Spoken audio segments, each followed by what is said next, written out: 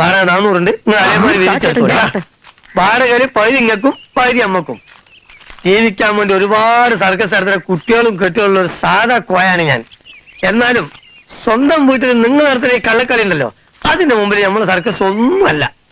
അതെ, അടുത്ത മാസം സ്വന്തം തന്ത ഇതുപോലെ വാടക കൈനീട്ടി വാങ്ങാത്ത ദിവസങ്ങളുണ്ടെങ്കിൽ ഒന്ന് അറിയിക്കണം.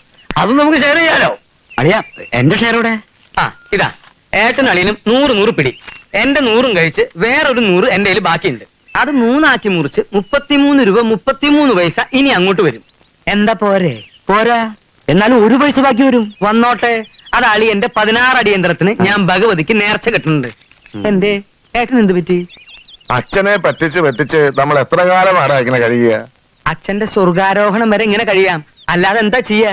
തന്തയാണെന്ന് പറഞ്ഞിട്ട് ഒരു കാര്യമില്ല. ദേ തല്ല് കിട്ടി എന്റെ പുറമൊന്ന് നോക്കിയേ. പിന്നെ കാണാം. ഇളയ പെങ്ങള് ചിന്നമ്മു മരിച്ച പിന്നെ അച്ഛനിങ്ങനെ കണ്ണിച്ചോടയില്ലാതായത്. ചിന്നമ്മുവിന്റെ മകള് മായോടാ അച്ഛൻ എല്ലാരേക്കാളും ഇഷ്ടം. അവളിന്ന് വന്നില്ലെങ്കിൽ ഇവിടെ ആകെ പ്രശ്നമാവും. അളിയാ, സദ്യ വിളമ്പറായി, അവിടെ ആരുമില്ല. ആ